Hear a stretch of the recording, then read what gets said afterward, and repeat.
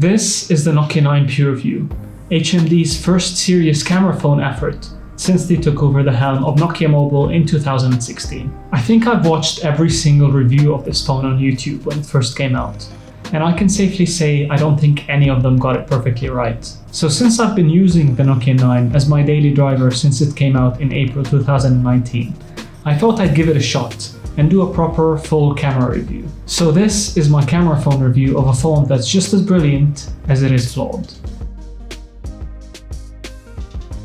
When the Nokia 9 was first announced, the penta-lens setup on its back stole the show and got a lot of people, myself included, very excited. So instead of going with cameras with different focal lengths, like every other smartphone out there, Nokia, in collaboration with Light, decided to use all 5 cameras to capture the exact same image. All 5 cameras are in fact identical, 12 megapixels with an aperture of f1.8. 3 of those cameras are strictly monochrome sensors, which Nokia claims are able to capture more light, and then the other 2 cameras are RGB cameras that can capture color. In theory, this should mean that the phone is able to capture about 12 stops of dynamic range and about 1,200 planes of depth. Very clever for a concept, and something never done before.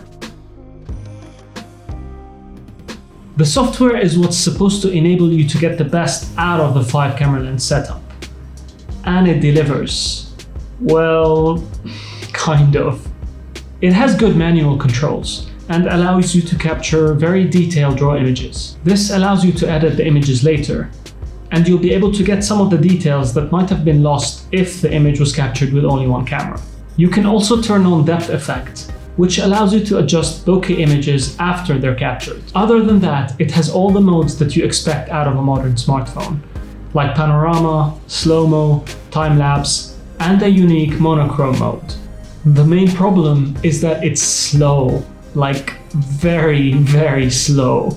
Slow to switch modes, and very slow to capture images, and even slower in processing the images after they've been captured.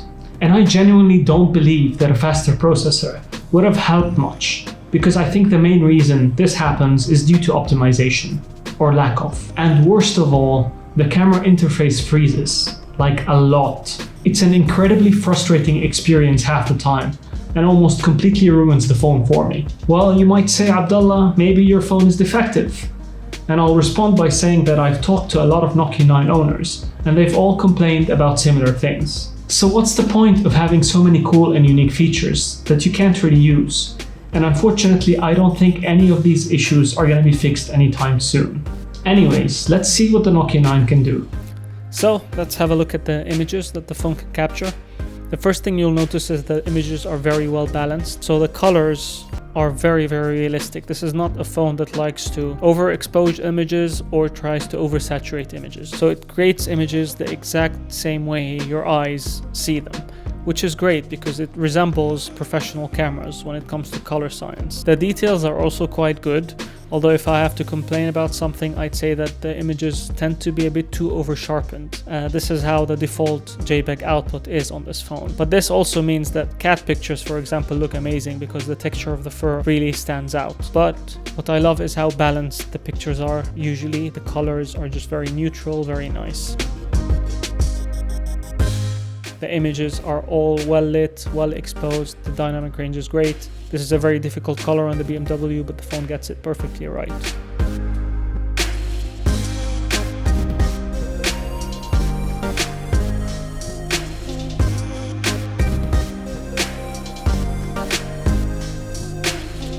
In low light, if there is enough light sources around, the phone can do a good job. With bokeh, it does a really good job with separation, but it's not perfect in all situations. These are the edited raw images. So I tried to make punchy colors out of the images that came out of the phone. So the raw images have a lot of details that you can extract. So in the shadows, look at how well the shadows are balanced in this picture, how all the colors have managed to stay reserved. Contrast levels, I usually play around with them a bit, increase them a bit to get a more dramatic effect. And I usually add a bit of saturation as well.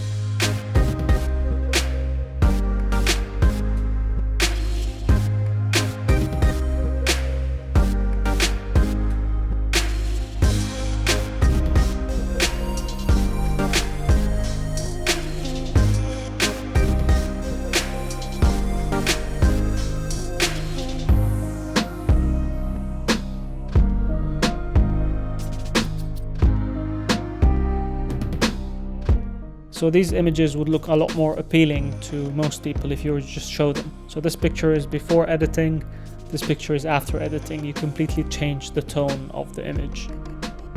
In low light, the phone automatically does a really bad job, as you can see. But if you adjust manual settings a bit and reduce the shutter speed, you can get much better images.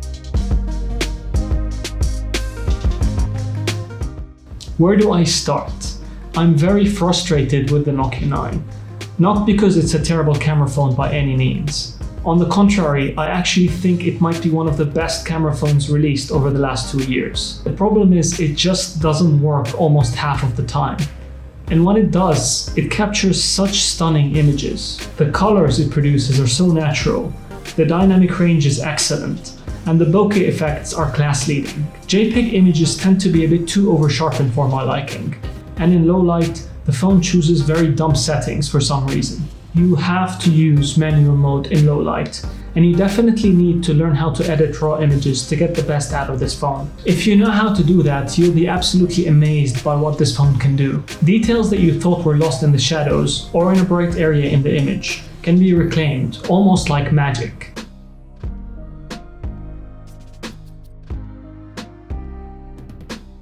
If only it didn't make me want to throw it off the wall every time it freezes. Video quality on this phone isn't great though. The 4K footage has no stabilization, and the quality of the video seems a bit too soft. The whole thing just feels like an afterthought really.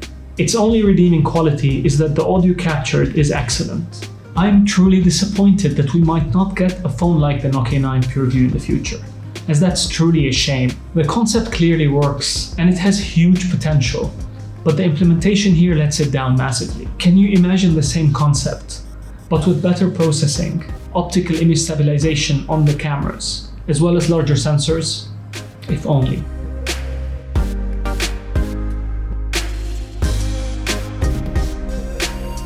If you liked this video, please give it a thumbs up, share, and subscribe to my channel. Thank you all very much for watching, and I'll see you in the next one.